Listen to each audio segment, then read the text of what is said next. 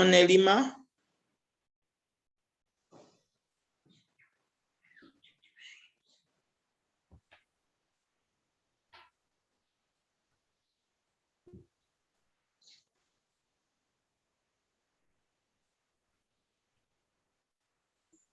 Good morning, everyone. Beatrice, good morning. Good morning, Resty. William, good morning. Good morning, Madam Nanteza. Let's get a girl to lead us in an opening prayer in the interest of time. Cynthia? Teacher, I'm here. Michelle. Okay, Michelle. Let's pray. Dear God, we thank you for this lesson. Thank you for enabling us to join. And thank you for our teachers. And we pray, oh God, that as we are going to study, you may be with us and you may enable us to go through this lesson well and understand everything that the teachers are going to teach us.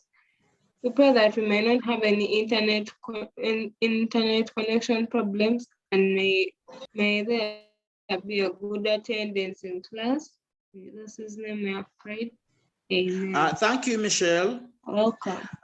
Girls, we are going to be a little bit orderly today. We are only going to ask questions after the teacher has been given time to explain. For example, somebody is going to lead us through these reasons for the defeat of Africans, and then the defeat of Africans, the attempt of the British to end Kafir wars, and then after that, that's when we shall put up our hands to ask questions. So we don't look at it to be good to interrupt the teacher in the middle. So we are going to give the teacher a chance, then he explains as you are noting down the things you want to ask about, and then we are going to give you time to ask questions. Is that okay? Hello, girls. I hope it is very clear. We don't want to see hands up in the middle of the lesson until we give you time to ask questions. Let me request Madame Nanteza Resti to lead us in the reasons for the defeat of the Africans during Kafir wars, and then the British attempt. Then we get questions later. Thank you, Madame Nanteza. Okay, I hope girls are very fine and they are okay. Greetings to everyone. Last time we looked at the effects of the Kafir wars or the Eastern Frontier Wars. Today we want to see, why do you think Africans were actually defeated in these wars? Because we see, as much as the Kafir wars were almost 9 of them, Africans during the Kafir wars. In all the Kafir wars, Africans were defeated. And this was due to the following reasons. Had inferiority complex among themselves, which had psychologically defeated them already. This led to their physical defeat by the whites. What do they mean by inferiority complex? It is like Africans weren't believing in themselves from day one. It's like you're going to do something, but you're already aware that you're going to get the defeat. You don't look at any victory in what you're going to do. So that alone, after coming on to the Africans were already knowing that we are going in for these wars, but we can't win. The whites are militarily superior. 2, since these wars spent 100 years, Africans were exhausted and left with no option. They surrendered, hence their defeat. Imagine 100 years of fighting. Even if you are the one, the body is already tired, yourself, inside you, you're tired. Even the weapons you're using are already exhausted. So that alone made the Africans to just surrender, and the surrendering meant the defeat. Then Africans lacked coordination and were poorly mobilized while fighting, which gave the Boers an advantage to defeat them. There was no coordination. You know, if you're fighting, people in region A must be able to know what people in region B are doing. If the other party taking the step of earth-scorched policy, let me say, even other people must know that. Than other people in one area doing something else, And then also, whites had superior weapons like guns that increased their. I don't know. The question is, what did the Africans had? They had inferior weapons, while the others had Maxim guns. You may find we Africans were using arrows, bows, spears, which couldn't match with a gun. And at the end of the day, the whites had to take the victory. Then lack of unity among the African fighters weakened them more, leading to their defeats. Africans weren't united. Different chiefs ended up linking with the whites and exposing the secrets or the military secrets of the Africans. Whenever, even this motto, united we stand, divided we fall. If you're not actually united, you can't do anything that can actually bring you victory, because you can even link a message and tell a white man that my friend is hiding there, because you know that person, you just want the whites to defeat her.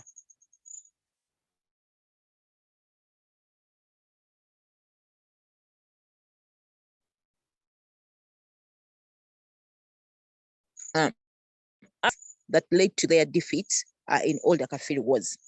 I may turn it back to the political leaders. They were already weak. Their political organizations their political stands weren't steady. That if the whites found already the political setup of the Africans, the political setup, I can look at the leaders or the chiefs when they were already weakened. There is no way they would organize their masses to win the Kafiri wars. Then Africans lacked a good leader in these wars, since most traditional chiefs were not militarily trained. Remember, most of the Africans were led by traditional chiefs, which traditional chiefs had the aspects of leading, but they didn't have the military part of it. There is you being a leader, but when you're not a soldier, or when you cannot fight. But the two things I think match together, that you can be good via military, at the same time you have the political skills. But these were more people who had traditional aspects or cultural aspects than actually politics or leadership, which made them to be defeated.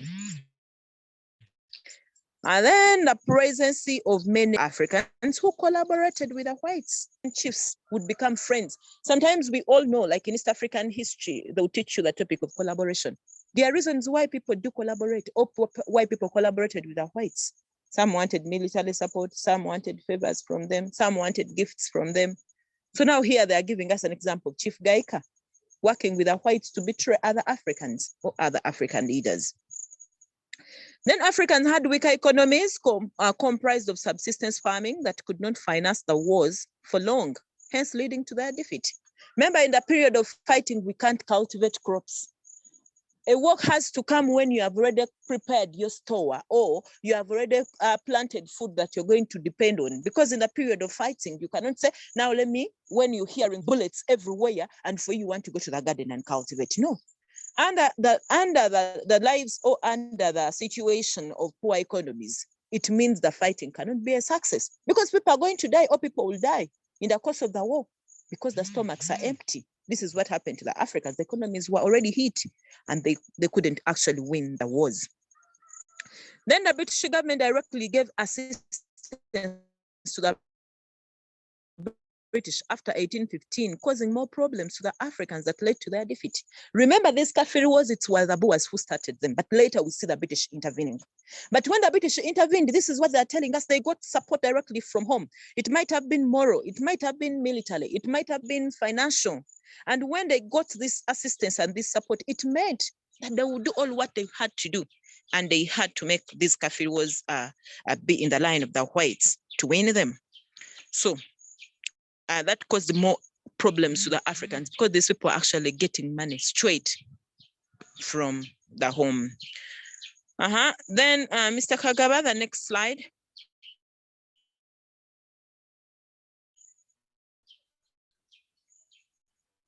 Determination of the Boers to take over the Fish River territory, where the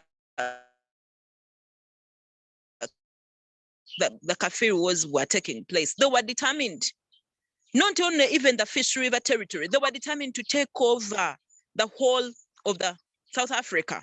So this made them to fight wholeheartedly giving in everything. If it's unity, if it's determination, if it's energy, they were giving it in because they knew achieve after the end of these words. If I win out, because they had something they were chasing.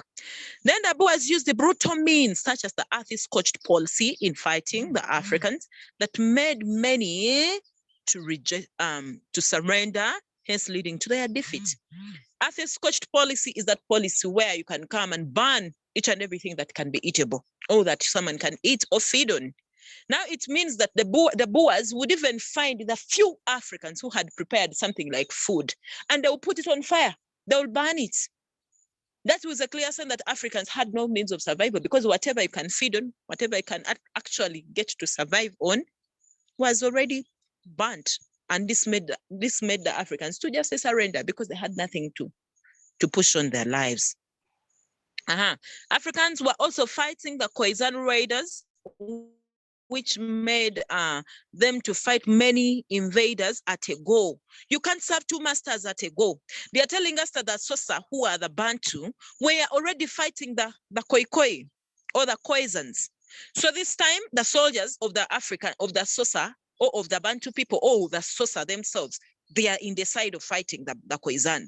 At the same time, the Boers attacking this side. You cannot concentrate. One leg is this side, another leg is the other side. You need at least to put everything in one line. You say, let me first concentrate on this one. After this one, then I go attack the other. But this made them disorganized because they couldn't concentrate on one thing, which was Kafiru was by then. We move. Another slide, please. Another point they're telling us that Africans use the poor tactics. Poor tactics are like methods of fighting. Leaving the fact that the methods of fighting were actually very poor, they are adding on even the weapons being so inferior. Like we have already mentioned that inferior weapons couldn't do anything, but even the methods of fighting were poor, such as attacking simultaneously from the same direction and using the assegai, and the use of the assegai, which contributed to their defeat. Now we would look at the assegai to have been something good, because assegai is a short spear that you can even pocket. As you go reach the enemy, you get it and then pierce the enemy. But they're telling us still it did not work effectively. It is not a long spear, it is short compared to the long one. So you just come when even the soldier, the person, the enemy doesn't know that you're carrying anything. Reaching the enemy, or when you reach the enemy, you remove it, you harm the enemy, or you pierce that enemy, and then later you disappear with your spear. But they're telling us still it didn't work. Even the method, they would all gang in one direction and they are hitting the enemy from one direction, which couldn't work. At least some people would be in one direction, another in another. I'm seeing the point of inferior weapons coming back, but already explained. So they're telling us in conclusion, Africans were mainly defeated due to their internal weaknesses. It means the problems that Africans had, they are the problems that made them to be defeated. Had they worked on those problems, maybe Africans would have gained the victory, which they didn't get. Okay, remember we have said that in the middle of the Kafiru Wars, when you go back to your course, there are some Kafiru Wars where we are seeing the British coming in to solve the challenges that the whites and that the Boers and the British were actually facing. That's why we are seeing the British coming up with attempts to end these Kafiru Wars, hence the heading which is there. They were saying that these Kafiru Wars were not going to end. They came in to give solutions, to try and say, maybe if we do this, it would stop the wars between these two people. One of the attempts that they did, British second occupation. Remember the British settled that Cape Town. They came, their second occupation came, was it 1802, when they are called by the Dutch. Then later they came back in 1806. They attempted to end Kafiru Wars through the following ways.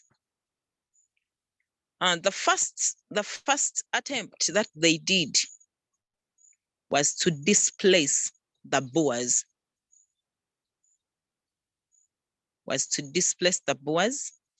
And the Africans from that area, which they were fighting for. And that area was the Zuveld, where fighting was tense in 1812. For the first coming, Mr. Kagab and Madam Beatrice, you help me, either it is 1795 or 1802. But after my talk, you'll give the right year out of those two. Note that, my co-teachers, and you help me via the right year for the first coming of the British, either 1795 or 18 something. I've left it to you. So they're telling us that the first attempt that they did was to displace the Boers and the Africans from the Zuveld, because we know that Zuveld had become a hot place where these people were always fighting for, where all of them were yearning for, what all of them were yearning for. So the British said, no, let us chase you, the Boers and the Africans, move away from the Zuveld, go and stay in other places other than this, because if all of you move away, peace will come into this place. That is the first thing they did. 2, they went and constructed forts such as Grahamtown, Butte Fort, among others on the eastern frontier, and those forts were to create security, to make sure that at least the fighting between these two people intensify, doesn't intensify, but it cools down and they stop in one way or the other. So forts were also built to act as security places, so to make sure that the British can use them to stop the wars between the Boers and the Africans. And one of the forts that they built is Grahamtown. Then the British used the massless methods to dislodge the Africans along the Fish River. They had methods that they would use. I would, because like how you're hearing massless, it means they had no mercy. They had no sympathy. If it meant moving those Africans by force, they had to do it to make the Africans at least stop the fighting. You know, sometimes if you want to use peace and peace is failing, you take that way. Then in the Lambi, a chief who was majorly leading the Africans was imprisoned.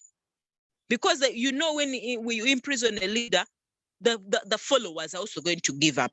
So that is what the British did in order to end the Kafir wars, because they had also become a challenge and a problem.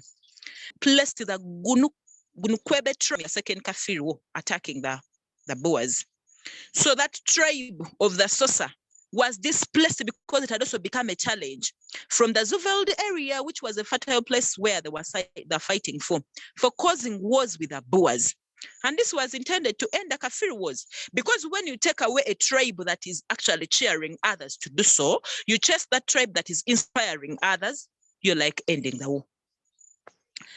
Then in 1818, the British created a barrier of empty land between the Fish River and Keiskamma. Remember, in between the Fish River and the Keiskamma, that area in between was one of the areas that was causing wars between these two people. So the British put a barrier where you're not supposed to encroach on that land in between the two rivers. And what was the intention? They aimed at separating the two groups. However, they are telling us this failed due to lust for land from the two groups. Because if you're doing that, chase me from that comfortable area that you don't want me to occupy, but get me a place elsewhere where I can go. Failure to get me another place, it means I will not stop encroaching on this one that you want me to leave. That's why it failed. Then in 1819, 50,000 British pounds were put aside to be given to the British settlers in the Zuveld. Why?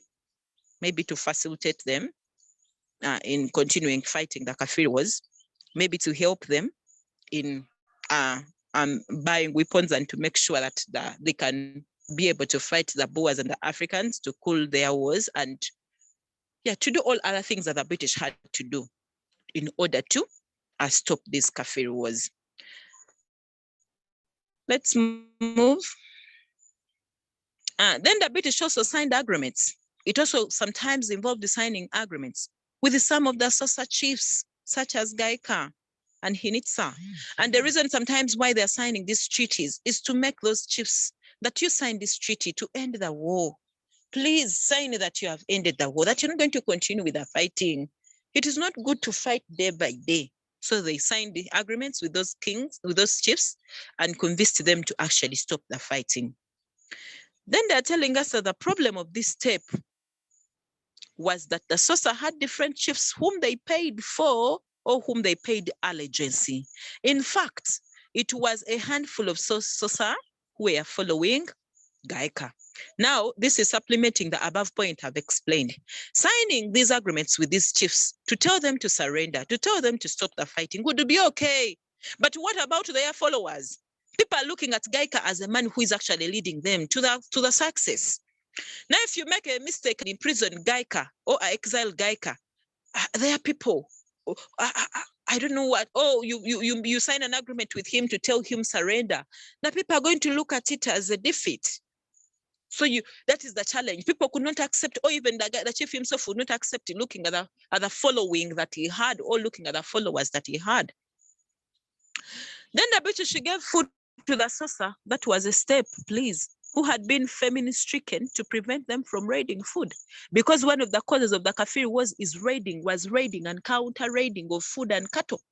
So now if you're going to go raid the food of the Boers, and that will annoy the Boers, and at the end Kafiri war would happen. Now let's do this. Let's give you food. And when we give you food, it means you're not going to go in and raid the neighbor, because raiding the neighbor would cause challenges and problems.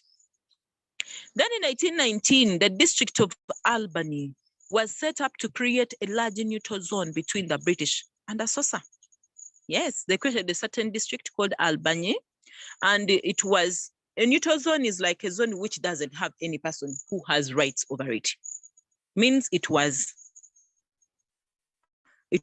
neutral, with no person owning it, and it was created in between the British and the Xhosa.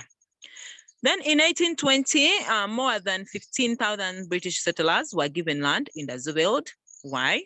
We can guess to know it was for protection, maybe to run all the activities that the British wanted to run, etc. That one also solved the conflicts which were in the Zuveld. Then the Cape Governor Benjamin in 1833 promised Africans to look through their land grievances. Yes, the Africans, remember, one of the causes was the problem over land. Everyone was occupying. The Boers wanted land, the Xhosa wanted land. So here comes the British governor promising Africans that, no, I'm going to come, look into your land grievances, your land issues and problems, and we see how to settle them down. So it means the Xhosa cooled down because the governor had promised. Then the British also arrested and imprisoned some of the stubborn African chiefs like Makanda. We are telling you to stop, but you're not stopping. We are telling you stop attacking the Boers. Day by day, you're going there and attacking them. When will this Kafiri wars end? Now, Makanda come, we take you to prison. Maybe when you're imprisoned, you will stay there and cool down. And your people will know that they should not attack the Boers again. Then they also allowed the Xhosa to graze their cattle in the buffer zone during drought, the neutral zone, especially during drought when the Xhosa are fighting for pasture and water with the Boers, because that is again one of the causes of conflict, need for pasture to graze the animals. They told the Xhosa, no, at times we would allow you, come in this neutral zone, graze your animals from there, then going the other side and fighting with the Boers. So the British encouraged their administrators not to interfere into the tribe affairs. Fine, end the Kafiri wars, or come talk to these people, but don't over-intervene into issues concerning tribe. These people have got their culture norms. Just talk about the issues of Kafiri, but don't interfere into their issues concerning tribe. Because if you go in and interfere into their tribal things, they will not actually excuse you. They'll say even you are a problem. They continue fighting because you have passed where you're supposed to stop. Then the British also allowed the Xhosa to graze their cattle in the buffer zone that one already mentioned. The British encouraged their administrators not to interfere into tribal, already mentioned. The British magistrates and police were posted to the British Kaffralia to keep law and order. They brought their police and the police was to help keep security. That was also very good. Then the British also advised the Boers to return back the African cattle. Because if you take back what you have stolen from the Africans, Africans are going to keep quiet. Africans will never shout at you again.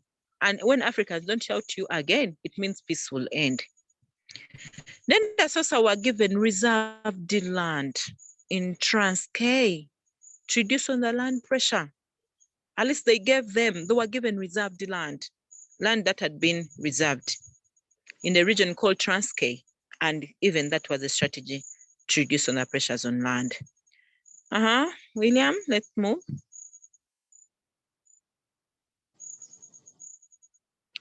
The British also employed missionaries to reconcile the two groups. The Boers, however, sabotaged this means since they did not cooperate with the missionaries. You know how the Boers would take us with the Africans. Now I'm a Xhosa in this category. Would take us the Xhosa as not being worthy people to be in front of God. We are doomed, we are cast. That's why even when the missionaries were sent by the British, I think for them they would preach gospel of equality. And the Boers could not accept. How can I be equal to a Xhosa, please? I can't. But the missionaries had been sent by the British to come and reconcile them. Tell them, you people, you are the same, you're equal. Why do you continue fighting? But they are telling us that it was a strategy, although the Boers did not listen to it. Then in 1834, the British Colonial Secretary, Lord Glenelg, ordered Governor Benjamin to return the African land from the Boers. That is still returning land, which you have already seen. Then in 1836, Sir Benjamin Durban created a province of Queen Adelaide after driving away the Xhosa and gave it to the Boers. This, however, failed since most of the Africans refused to leave this land. There is that province of Queen Adelaide, which they had created also part of the neutral areas. So the British said, no, let's give this one at least to the Boers and be the one to take it. But they're telling us when they gave it to the Boers, the Africans weren't contented. And some of the Africans refused to leave. So it was more of a strategy or an attempt, but we are seeing it had the challenges. And it almost failed, since the Africans refused to leave and said, for us, we are not leaving. Then the British set up a large force at the Cape to be ready to crush the frontier conflicts at any time. That is self-explanatory, bringing an army, bringing a force to crush the fighting which was there. Then the British commander Gradcock was also posted to the eastern frontier, still their their commander, to keep security, peace, and law. Then the British set up treaty states of Griquas, and Adamcock, the third, and Pondo under Faku, which also failed due to high cost of paying the two leaders to maintain peace. So they set up states, and in those states they put leaders. For example, you're seeing they had set one called then Pondo State under Faku, but they're telling us those leaders had to be paid highly, because the major purpose of posting them in those satellite states in those areas that the British had created as emergency states was to keep law, make sure that the Kafiri wars don't come back again. But they needed to be paid a higher money, which the British actually didn't have. So I do believe in the process, the guys withdrew and said, we cannot work. Then the British, but it remains a step, because I know they attempted to use it. That's why it remains an attempt, though in the long run, it failed. The British also annexed the Boer republics of Natal, Transvaal, and Orange Free State to ensure peace. They annexed them because they knew that, again, in those republics or in those areas, the Boers were going to attack the Africans and again fight again. So they annexed them and took them. So in conclusion, the British solutions towards Kafiri wars just aggravated the situation, hence causing a series of more Kafiri wars. Most of them didn't work. That's why if they had worked, we couldn't have seen all those Kafiri wars, 9 of them. We would have seen that maybe they ended on the 5th or on the 4th. Back to Mr. Kagaba. Yes, Madam Nanteza. Thank you very much. You ended with a very good question. that the British attempt to end Kafir Wars actually didn't work. The question I was asking myself was why they didn't work. Probably somebody is going to help us answer that question later. We put it there. Then there was one student who was asking somewhere in the chat room that is this paper 1 or paper 2? It's paper 4.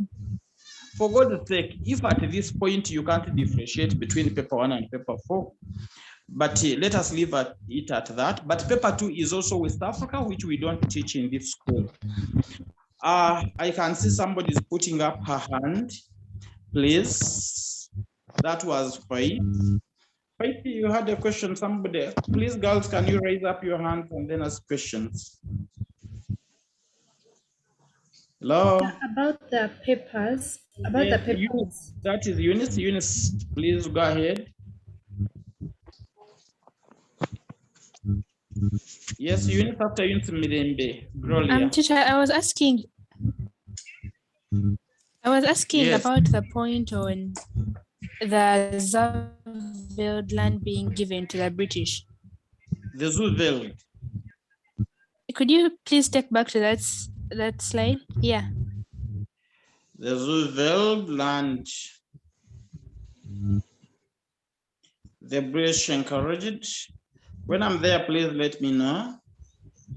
In 1820, more than 15,000 British settlers were given land in the Zuveld. Yes. Hello. Teacher, yes. Did that settle the wars? Because. Hello. Excuse me, teacher. I was asking, how did that settle the wars? Because I thought the land was neutral. No, I'm asking, how did that settle the issue? I think rather complain than stop fighting? No, actually, the issue was that the wars were largely between the Boers and the Africans or the Xhosa. They were all claiming the Zuveld area, as teacher Nantes explained. The Boers wanted that area, the Zuveld, and the Xhosa wanted that area, the Zuveld. So what the British did, said, okay, since the Boers were claiming that area and the Xhosa are claiming that area, we are sending all of you away from this area called the Zuveld. And when they sent all of them away, the Boers out and the Xhosa out, then they brought the British and settled them there. Because they thought that the British were apart, we are not part of the people who were claiming the land. So when they sent away the Xhosa, when they sent away the Boers, they brought the British citizens, settled them there in that area, thinking that that is going to solve the problem, because Africans will not complain that the land was given to the Boers, and the Boers will not complain that their land was given to Africans. But at the end of it all, that also did not solve the Kafir Wars, although it was a strategy the British thought that would solve the problem of Kafir Wars. Thank you. So, teacher Namirembe Grace, you are going to help me answer the next question. May I add? You can add Mr. Kagaba. Yes. Mr. Kagaba, may I add something on that? Yes, you can. Okay. In addition to that, girls, what we need to know is that when the British took administration at the Cape, they very much wanted to control all the land in that area. So a strategy of settling the British ex-servicemen and other British settlers in the Zuveld was having a hidden agenda or selfish agenda just to fulfill the interests of the British. So we also need to know that much as it was a strategy to create neutrality, at the back of their minds, they simply wanted to put their people there so that eventually they continue claiming that land as theirs. Thank you. Then the next question from Munira Alinya Mirembe.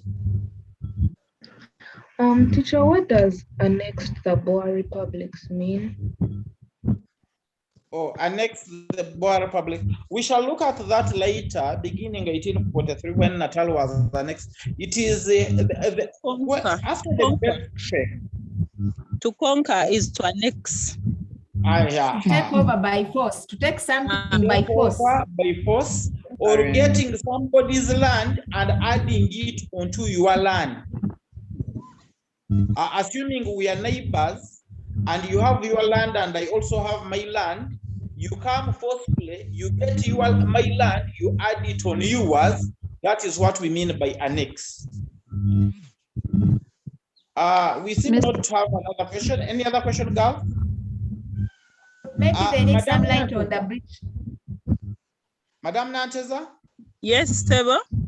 you were inquiring about the first British occupation of the Cape. It was 1795 when the British first occupied the Cape. And then in up to 1802, with the signing of the Treaty of Amiens, they withdrew from the Cape, and the Cape was taken over by the Batavian rulers. The Batavian rulers ruled the Cape from, I think, 1803 up to 1806. And then in 1806, we have the second British takeover of the Cape. Teacher Nelima, can you add on that? Excuse me, teacher. Yes, go ahead. Could you please remember to send the recording of this lesson to Google Classroom, because some of us have very bad network. Yeah, we are going to talk to the people at the center, see whether they can do that. Okay. Okay, thank you, teacher. You're welcome. But we have already posted these notes to the Google Classroom. Mr. Kagaba, can you go to the failures? Then they bring all other questions at once when you are finished. Yes. Yes. Madam Namirembe Grace. Teacher Namirembe. She said, yes, Mr. Kagaba. Is your network clear? Can you help me take us through the next part? It's you to tell me. Thank you, Mr. Kagaba. It's you to tell me whether my network is clear, but my voice is not very clear, like I told my colleagues. Maybe Beatrice can take us through. Madam Beatrice can help us if your voice is not clear, Madam. Grace had said she's not okay. Oh, okay. Problem. Madam Beatrice, are you taking us through this, or I can? Okay, let me start. Okay. So, as we move through, girls, we shall need to know that all through the British took an upper hand, and the Kafir Wars ended as a dismay for the Africans. So we are looking at the reasons for the failure of the British attempt to end the Kafir Wars. Why did the British, much as they did so much, they failed in their attempts? So we see that right from 1806, that's when the British took over. When they got involved in the Kafir Wars, they had attempted to solve these wars, but they were failing in all their campaigns. So the British had displaced Africans to create a border between them and the Xhosa, which made the Xhosa restless, and it caused more wars. So when they displaced the Xhosa, or the Africans in the eastern frontier, that didn't leave the Xhosa at peace. Instead, they continued to fight because they had lost their land. And then we also see another issue when the British built forts. Girls, when we look at the word forts, these are buildings, strong buildings where soldiers live, or the army posts. So they built several of them, and they were to provide security. But in the event of building those forts, they took away land which belonged to the Africans. And since the Africans still needed their land, fighting continued. We move on. Mr. Kagaba, we move on. Next slide. So we have conflicts which were internal among the clans of the Kosa. We had Gaika, who expanded in the area which was not his. And remember, we said that Gaika was an ally of the British. So when the Gaika expanded into the land which was for the other tribes of the Kosa, it made the British to come in. And at the end of the day, the wars continued because, first of all, Gaika was not respected by many of the clans among the Kosa. Another area which we have to look at is that the British who had been settled in the Zav moved away because the land was almost buried. What we need to know about this piece of land, that stretch of land which was referred to as the Zaveld, earlier on we had mentioned that it was a stretch of land between sandy rivers and the river fish. So that land had issues. They said it was not very fertile. And even the grass during winter, that it was sour. And during summer is when the animals would feed on it with comfort. So some of the British who had been settled there didn't find the place convenient. So they left the land, and that gave chance to the Kosa to again get back to that same piece of land, which we call the Zaveld. Okay, the British also failed to influence both parties to leave the areas between River Kei and River Fish, because of the areas were fertile. Now, when we come from the side of, unfortunately, I don't have a map here, but maybe when we get to the physical classroom, we shall provide something to illustrate this. When you come from the Cape, as you move eastwards to Natal, the first big river there is called River Sandys. Then after River Sandy, there is another river which is very big called River Fish. Now, after River Fish, again moving towards the east, there is another river called Kei. So the British failed again to influence either the Kosa or the Boers to leave the piece of land that was between Kei and the Fish, because both parties, that is both the Boers and the Kosa, still wanted land, but the British failed to make sure that any of those two groups vacate that land. The reason being land was very fertile. Okay, so we also see that the British tried to displace the Africans and the Boers from their land, leading to more land shortages. And of course, when there was land shortage, there was fighting for the same land, there was war and conflict among the different groups of people. The Kosa conflicted among themselves, then even the Boers and the Kosa continued to conflict because of issues of land. Can we move on? Mr. Kagava?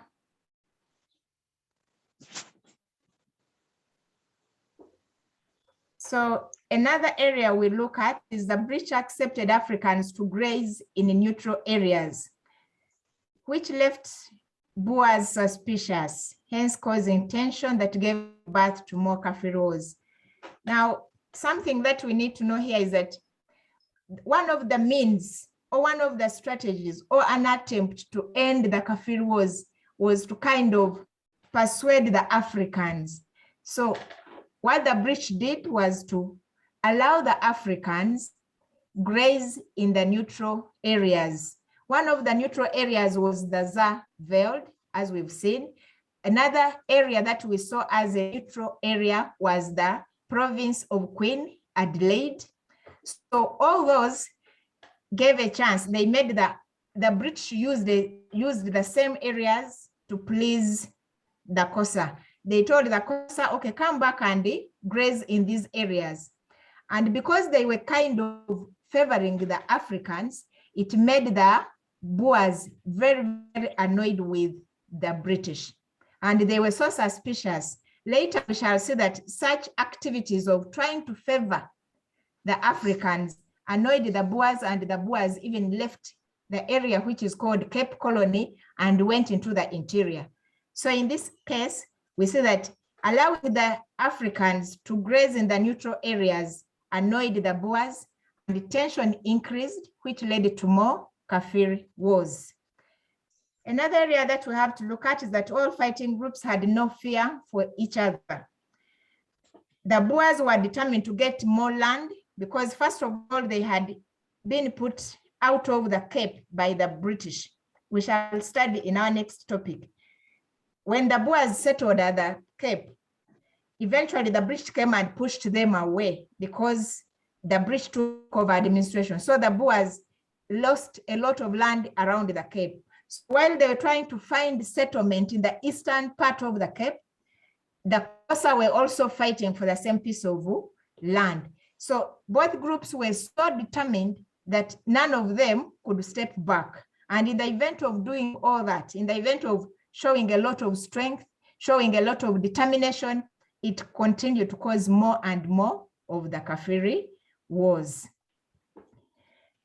Our last point on this slide has to do with the treaty states. Maybe I throw something small or I explain some information on treaty states. The British wanted always to maintain peace. They feared the Africans who were very strong around the borders of their territory. In the northern part, they had Africans who were very strong. In the eastern part, also they had very strong Africans. So they had to create friendship with some African communities or states which were existing. So how did they create friendship? They sweet talked to the chiefs of those states. In the eastern part, they had a chief of a community called the Pondo, and the chief was called Faku, Chief Faku. So Chief Faku and another one in the north called Adam Koch, who was leading a group of people called the Griqua. They made them to sign agreements, and those agreements meant that they had to create peace among their people, made sure that the Griqua people don't fight the British, and also the Pondo don't fight the British. So they signed agreements and they were paid a salary. Those chiefs were paid a salary to maintain peace. But even then, all those efforts failed and more wars continued. We are told that in 1837, Governor Benjamin Durban extended the neutralized zone to 160 kilometers. When you read some books, they will tell you, they mention the distance in miles, and the miles are 100 miles. And that area is named Queen Adelaide, a province of Queen Adelaide, which was represented by both the Boers and Africans. So the land that we see named as the province of Queen Adelaide was beyond Fish River. And they wanted that land to be a neutral zone. But then the Boers needed it, and the Africans also needed the land. So that caused more wars because both groups wanted more land for settlement and even agriculture. So we look at the giving of the area of Queen Adelaide to the British settlers made the Boers and Africans get opposed to the same, and this dragged the British into the wars. We want to explain this, that the so-called neutral zone, which is called the province of Queen Adelaide, like we mentioned earlier about the Zerveld, the British had a hidden agenda. They would come on the surface and claim that this piece of land is a neutral zone.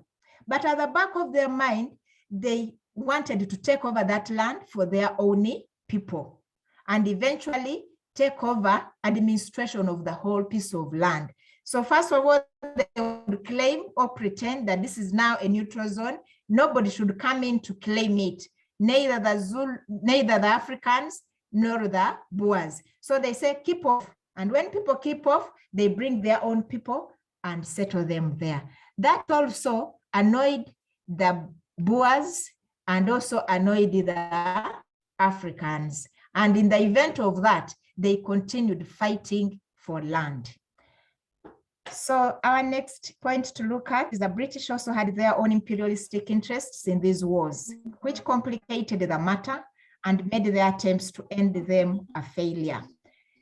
Girls, at the back of this study, we see that the British wanted to take over all the pieces of land in South Africa, especially in the Cape Colony. So they had to make sure that they do whatever it takes. And they involved themselves in the wars on a ticket of ending the wars. And yet instead, those measures were simply escalating the wars. The British failed to get one who could trust them.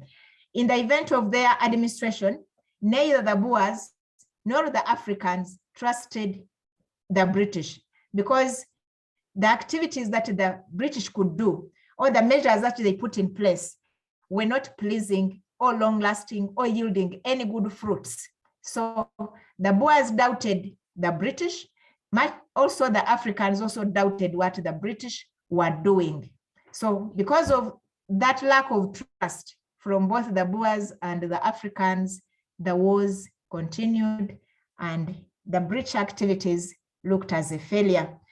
The Boers did not believe that the British could settle these problems since they did not know the real cause of the problems, hence failure to trust them, which made the British attempt to end the wars a failure. Why do we say this? Is that the British came in to end the Kafir wars in the course of the fighting. They did not know the real beginning of these wars because the Boers had lived at the Cape much earlier. They had already expanded into the east, as we saw in the Boer expansion or the Dutch expansion eastwards. So they had already had their problems with the Africans on the eastern frontier. So when the British came in, tried to stop the wars, they came in the course of the fighting. They didn't know exactly the basis of the fighting. So that also worked against the ending of these wars. The British had passed through Chief Gaika to lure the people, the Xhosa, to stop their attacks on the Boers. This is a point that we saw when we were studying the course, is that the people of the Xhosa did not have one paramount chief. Each clan had its own chief. And the British wanted to impose one of the clan chiefs onto the rest of the Xhosa. And they thought that if they were to do that, then all the Xhosa would be loyal to that one chief. And then the British would succeed in controlling the Xhosa. But some of the Xhosa refused to respect that their own chief. And some of the Xhosa saw that Gaika was a traitor. He had betrayed them. He was siding with the foreigners who were taking their land. Okay. So in getting the district along the Fish River, the British drove back the Xhosa across the Fish River in 1812, where they clashed with the Dilambi due to overpopulation. This forced the Xhosa to come back to the new, this forced the Xhosa back to cause new land conflicts. Whenever we study the eastern part of the Cape, we shall always point something to Fish River. So in this point, we are told that the British tried to create a district of Albany. When they created that district, they made sure that the Xhosa are chased away. They pushed them far away across created a district called Albany. And for your information, the Zerveld changed the name. They changed the name from Zerveld to Albany. And when they put their own people around that place, it caused more conflict. The Xhosa who had been chased away conflicted with their own groups. For instance, we have the Ndilambi and the Ndilambi and the Gaika. So the population was so big across the Fish River. So the Ndilambi fought the Gaika, and we remember that the Gaika were friends or allies of the British. So due to the high population, there was fighting, and the Xhosa forced themselves back into the land that the British had created. And of course, that also became a failure. So one of the reasons why the British failed was they had fewer soldiers, much as they were strong and well armed. They were few in number and they could not effectively patrol the eastern frontier. This left room for more fighting. And the last point we have here is that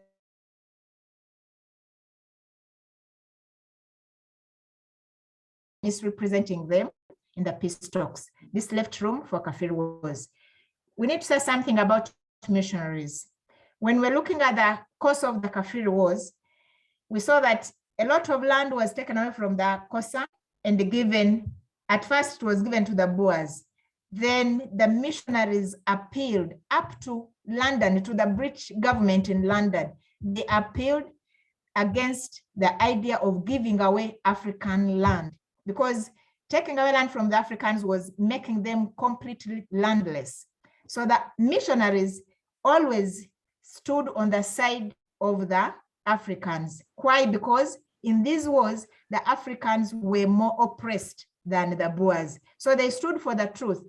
But while they were mediating and standing for the truth, the Boers didn't like the missionaries because, one, like we've been told, the missionaries made the Boers to be at the same level with the Africans, which the Boers didn't want. And two, the missionaries sided with the Africans in relation to giving back the land that belonged to the Africans from the Boers, because the Boers had been given this land by the British. But eventually, the British government in London forced the British who were in the Cape to give away, to remove the land from the Boers back to the Kosa.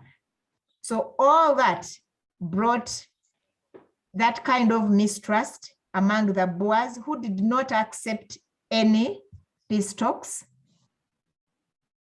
that were mediated by the missionaries, and hence failing in the attempt of maintaining peace on the eastern frontier. Conclusively, the British failed to end Kafir wars because of them.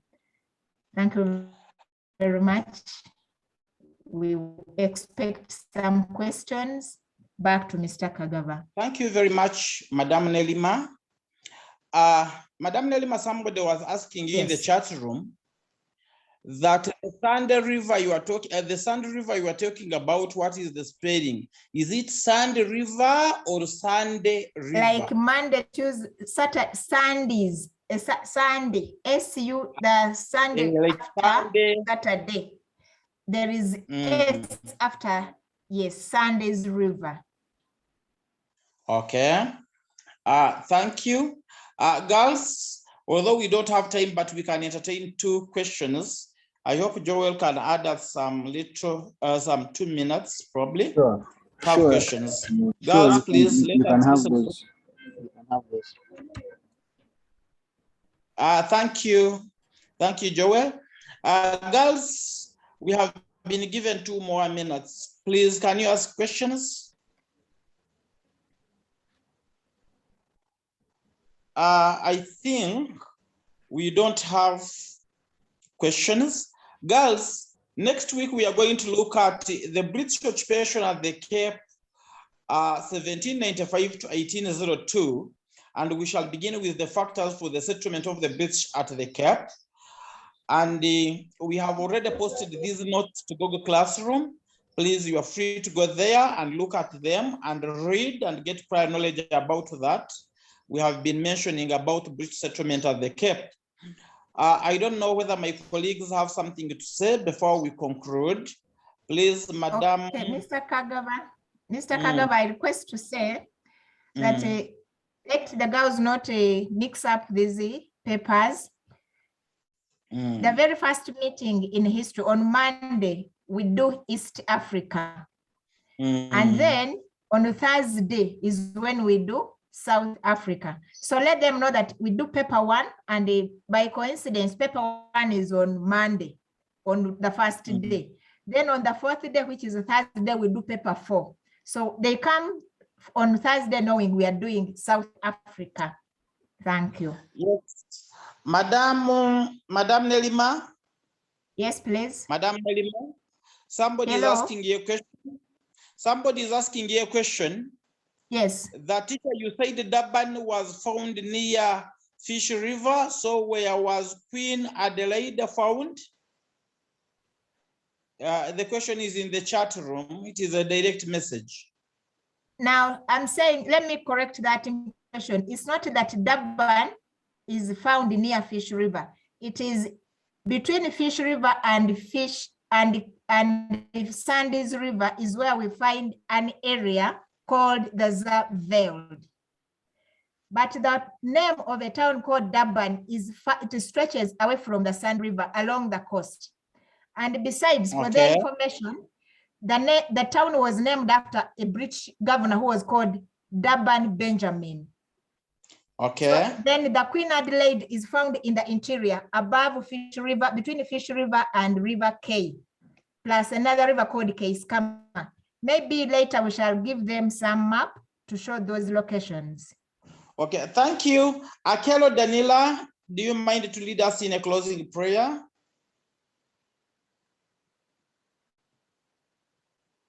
Akelo Danila.